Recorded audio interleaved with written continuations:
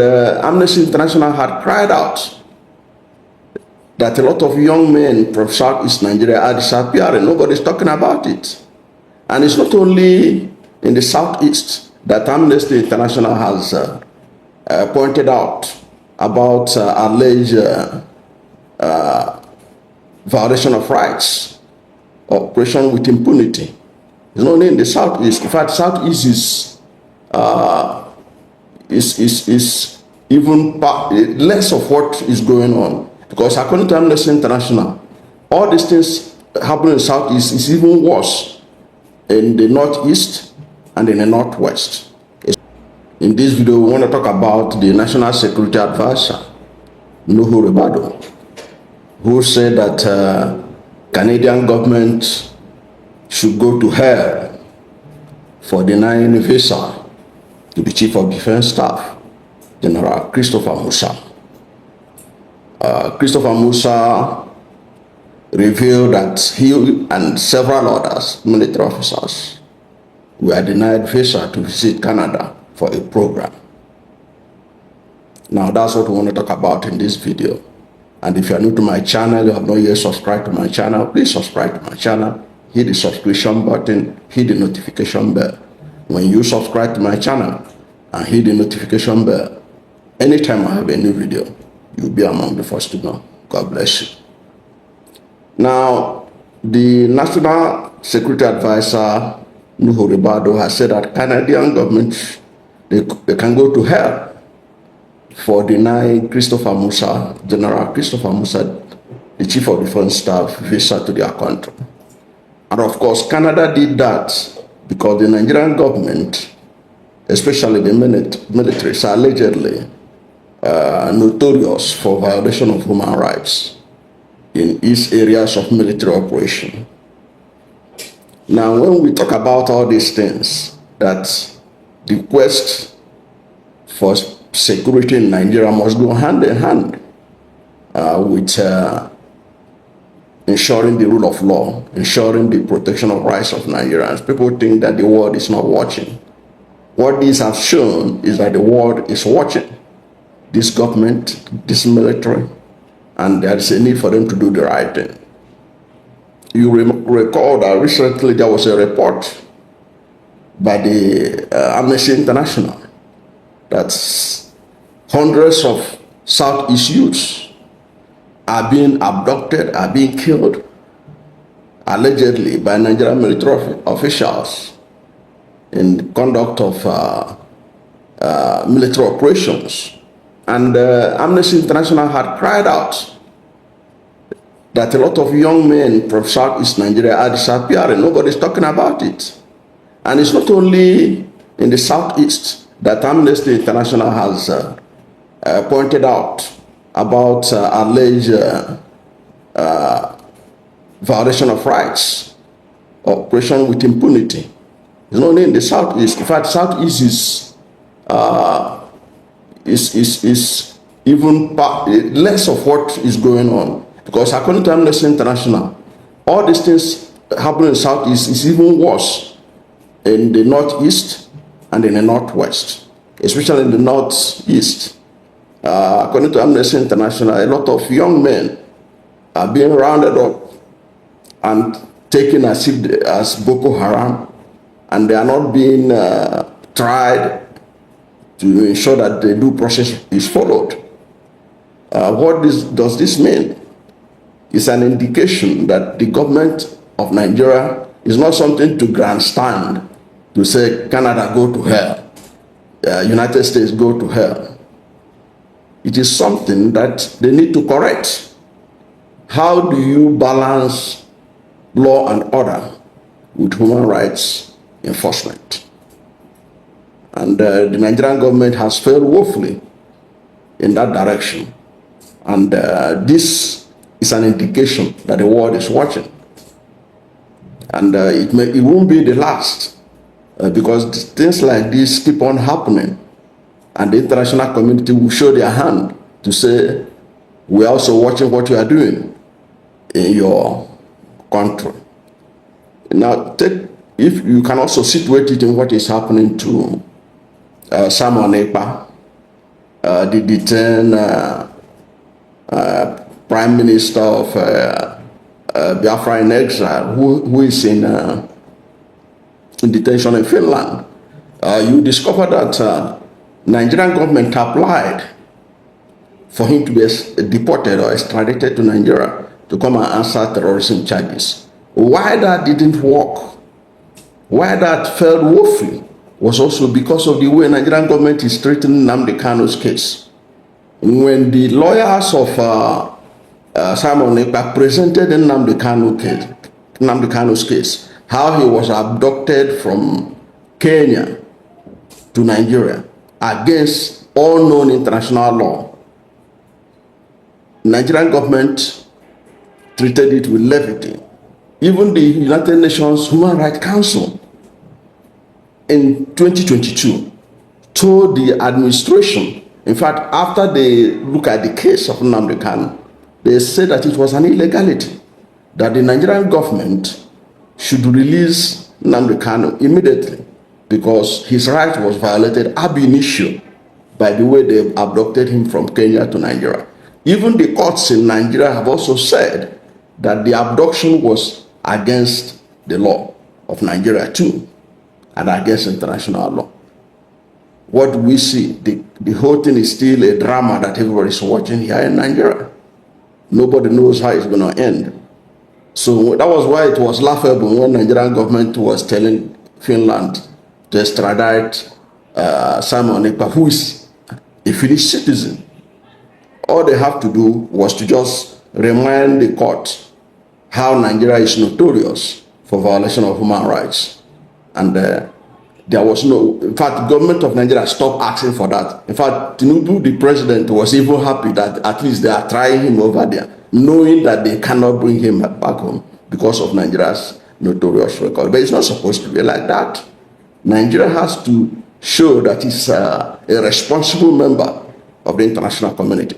You are a signatory to the United Nations Human Rights Council. And the Human Rights Council of the United Nations looked at the matter of Nnamdi Kanu. You didn't obey it as signatory to it. You disregarded it. And then when tomorrow you are punished, when you want to participate in a program abroad, you start to grandstand that they should go to hell. It means that Nigeria don't want to be a responsible member of the international community. That's my take on this. So to me, the National Security Advisor may think that they are grandstanding, but the international community, Canada in particular, has again reminded them to do the right thing. What do you think about this? What is your view about what happened to the Chief of Defense Staff? That he was denied visa. He was angry, of course.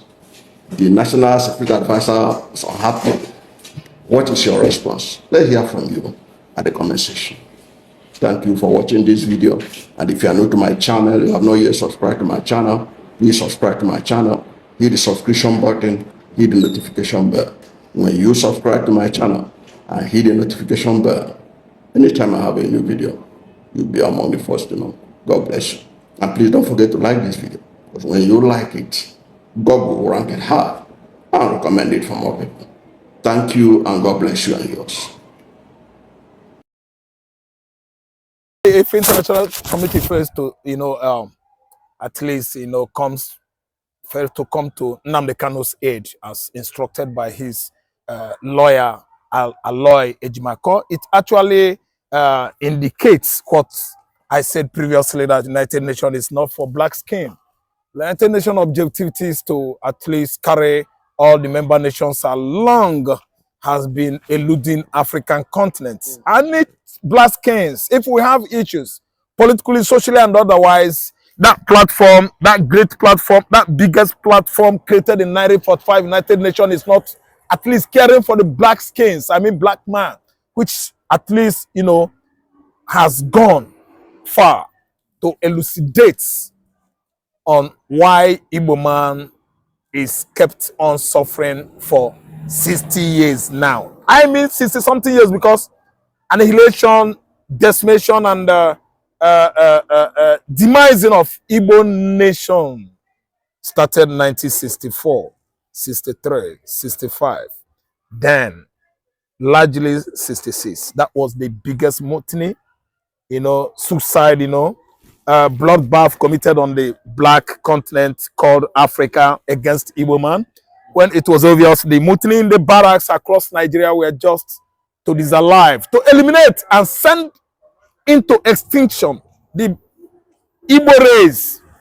They want to stop our existence. I mean, the Hausa Fulani with Arab world. They actually had meeting before escalation of 1967 Nigeria Biafra civil war to make sure that Igbo stop existing. And actually, they did it. They orchestrated it. Obasanjo led his own group, Operation Ochepu. All the axis of barracks at Agbara, barracks at, axis of Abati, throughout Lagos, all over Lagos State, the whole barracks, Nigerian barracks, the Igbo officers were maimed, killed, disallowed in their large numbers before the inception of Biafra war.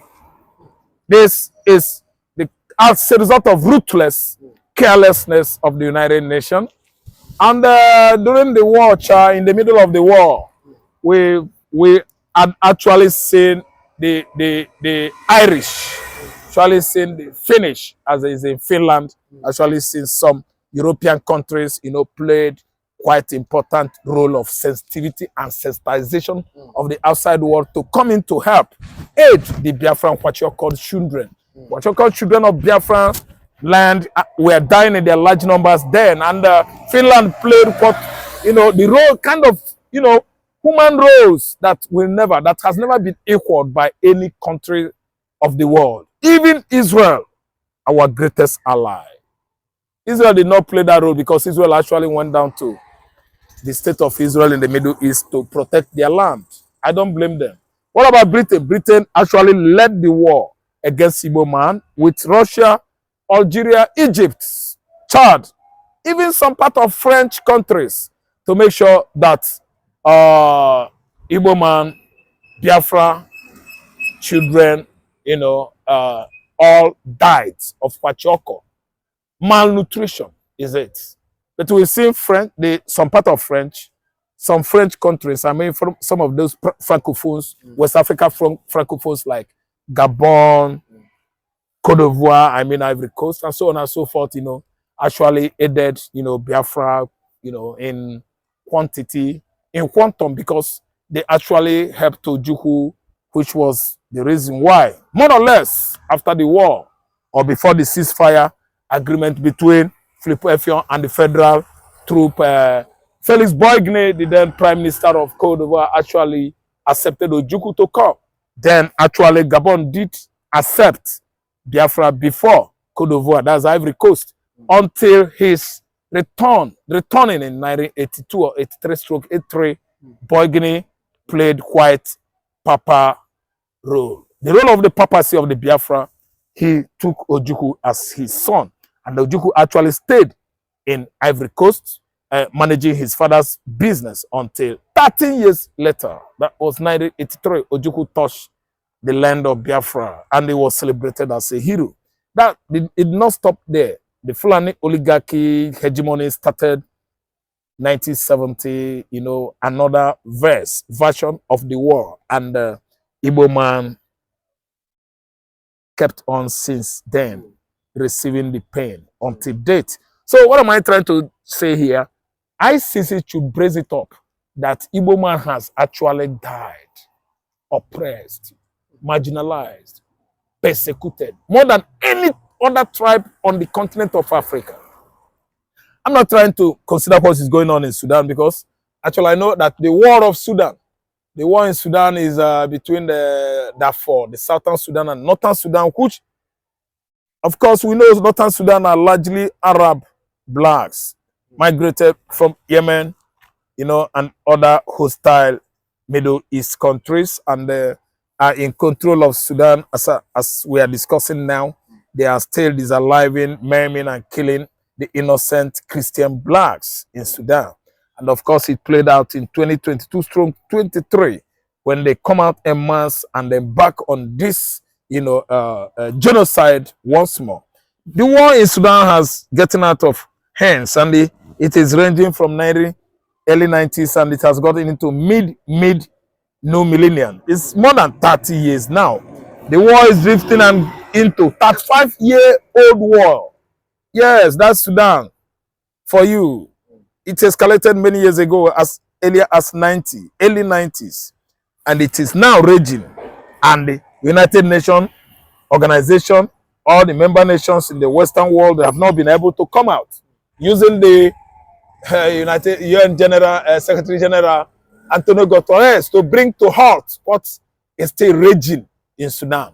Why? Because the white skin, they are more conscious about Europe, about Asia, about America, Australia, and so on and so forth, but not Africa. Africa is a field, war field, annihilation field, killing field, where the blacks are dying in their last number, using blacks as guinea pig for experiment, medical experiment.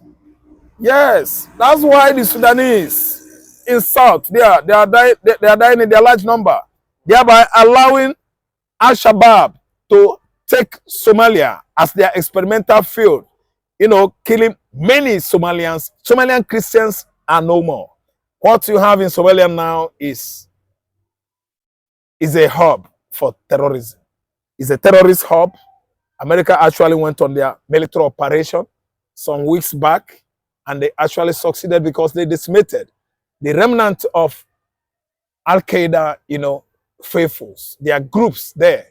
Al-Shabaab has been decimated by U.S. military forces some weeks back, immediately inception, of Donald Trump administration. He actually went, on a military exercise there, and successfully the U.S. military came back. So what I'm trying to say is we don't see United Nations doing much for Africa.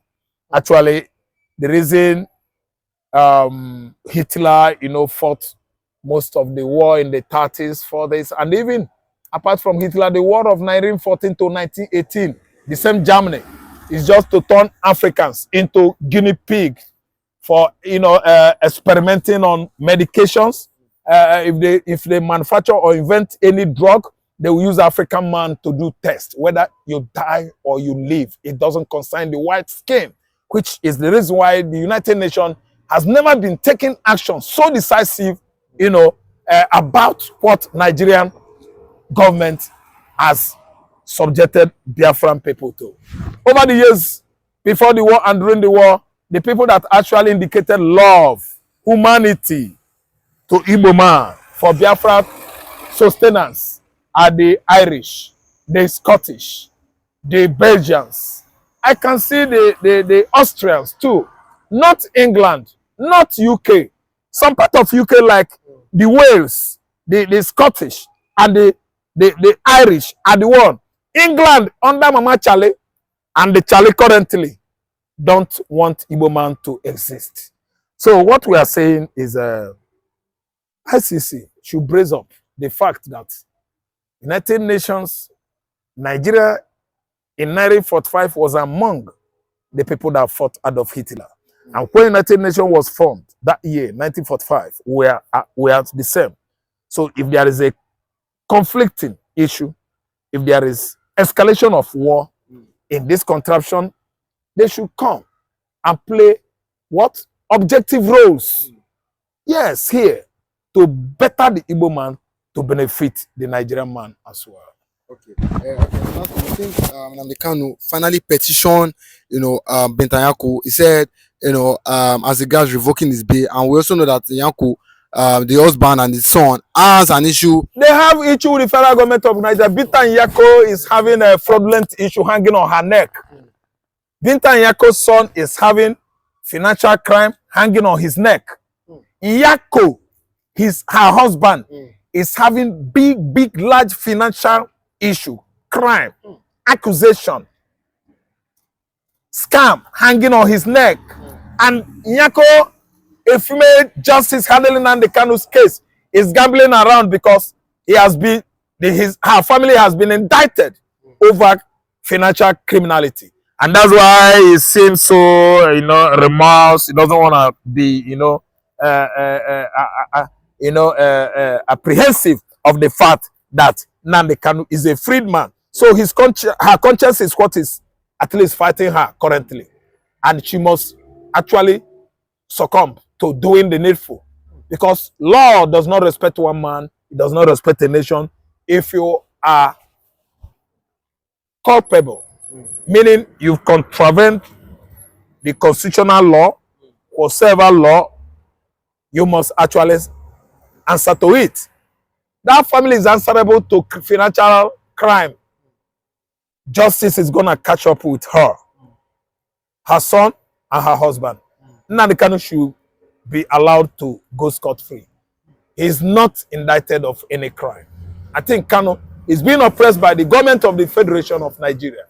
And what we are saying here is that to avoid escalation of 1960s, they should allow Kanu to go. Fulani government, Fulani Nigeria, Fulani oligarchy and hegemony has been pointing their fingers right in the eyes of Igbo man, which has never happened before. Fulani as a nation can never fight and withstand the Igbos. We've been managing diplomatically these sensitive issues over the years, since after the war. Fulani has been pointing their fingers right in the eyes of Igbo men. And when it escalates, other platforms like United Nations, other platforms within the United Nations, like ICC, they are going to have themselves to blame. Now is earlier, and the earlier, the better. They should come to settle this kind of conflict encroaching across Nigeria. Okay, and lastly, Dr. Ngozi said that the elect of Uzodinma, and she was specific, Uzodinma, Soludo, must pay for the blood committed in the southeast, as against the killings of the Fulanis in the south. There's no how Uzodinma and the Pitamba could not pay for it, because their documents, their case files are right now with ICC. If not that Aisha Mohammed, that Fulani, the Fulani permanent secretary to Antonio Guterres, the secretary, United Nations Secretary General, is playing hanky-panky because of Aisha Mohammed. Aisha Mohammed is a Fulani permanent secretary to Antonio, and she plays politics that favors Nigerian nation. That's why all our reports, petitions, documented evidences from Igbo land are not getting to the table on the desk of Antonio Guterres, the former Portuguese Prime Minister. I tell you that I think whatever has beginning must always have an end. It has been a very long time we are subjected to this kind of inhumanity of man, hostilities, of all type, of all types, and again, animosities from the angle of Fulani, hegemony. So under this, unbearable tutelage, Fulani tutelage or Janjaweed, I think it's time for its expiration. And actually, in totality, it has expired. Igbo man has now broken out that jinx. Shattered the jinx. We are coming. Hope Uzodinma should wait fervently. We are coming. Whatever Pitamba, all his, antecedents, all his shortcomings, all his barbaric activities in Igbo land, all those connivances he has presently and he had in the past, they should all be answerable to what is or are happening to Igbo man in the southeastern region of Nigeria. They should all answer to it. Come what may.